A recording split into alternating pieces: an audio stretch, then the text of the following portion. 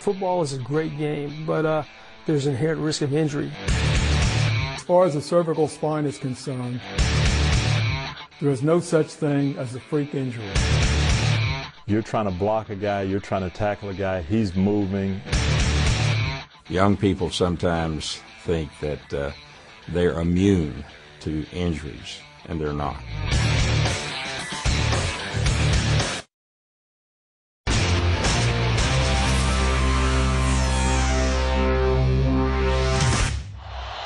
Play fake, Green. Reggie Brown. Popped by Junior Rose Green. He's down. The ball is out. They're calling this a fumble. They sure are. Reggie Brown is still down.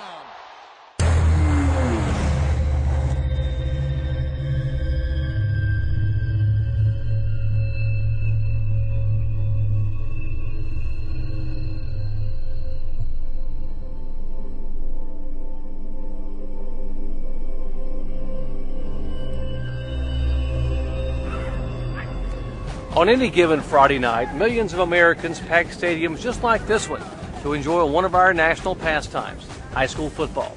Then we finish the weekend with our favorite college and professional teams. It's a culture in our country. It's a sport we love, but it's also a sport that carries the risk of serious and sometimes catastrophic injury. Hello everyone, I'm Dr. Jerry Punch, a physician and college football commentator for ABC Sports and ESPN. And over the span of my career, I have seen it all. And while catastrophic injuries in football are rare, they are life-changing. And with this video, our goal is to look at how improper contact can lead to head and neck injuries and to provide tips and information to reduce the risk of injury.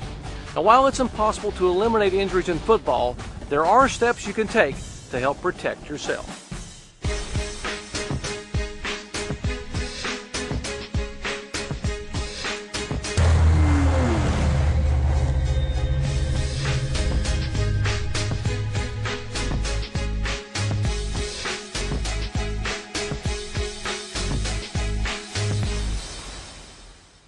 Axial loading is a mechanism responsible for cervical spine and spinal cord injury in football. When the head is up, the neck muscles absorb forces through controlled motion, protecting the spine.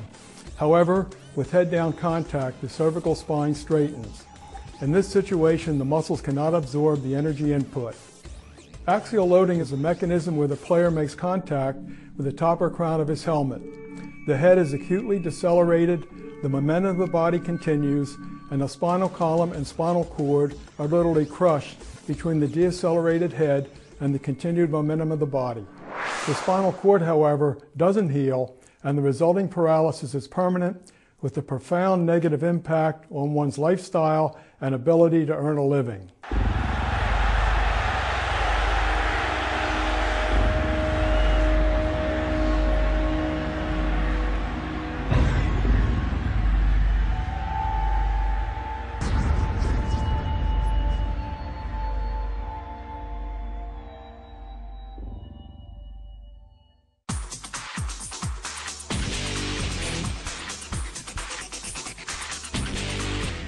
The most common mechanism for catastrophic brain injuries in football is helmet-to-helmet collision.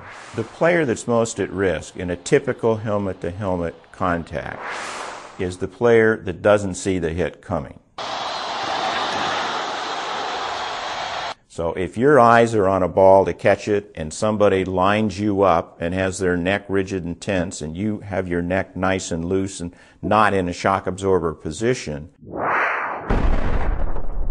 and you get drilled by this other individual, you're the one that almost always is going to have the head injury. And still on his feet to midfield, someone lost a helmet.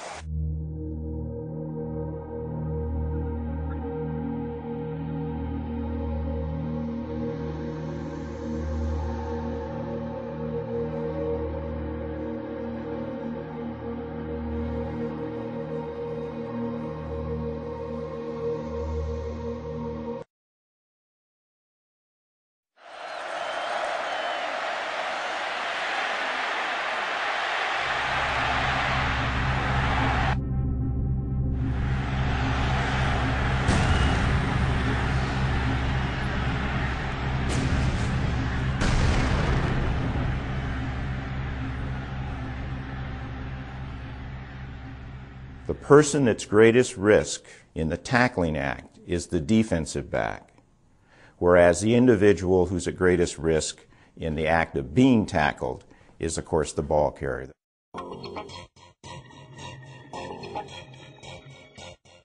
From 2002 to 2005, these injuries have increased from 6 to 9 to 12. This is the first time since 1990 that these numbers have reached double digits. What we want players and coaches to realize is that each incident of head-down contact is actually an exposure to catastrophic injury. Those most subject to these injuries are defensive backs.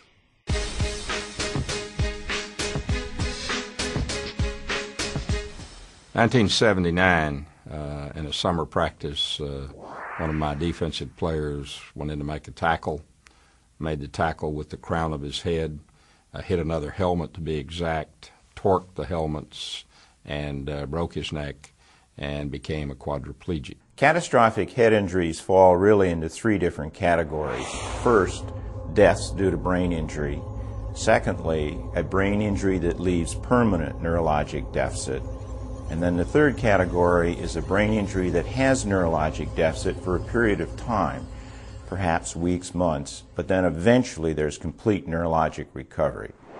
Obviously, using that helmet as a weapon, as a blow, spearing, it puts the recipient at risk.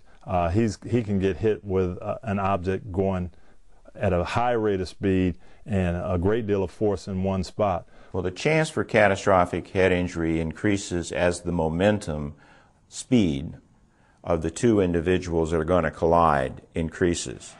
The single play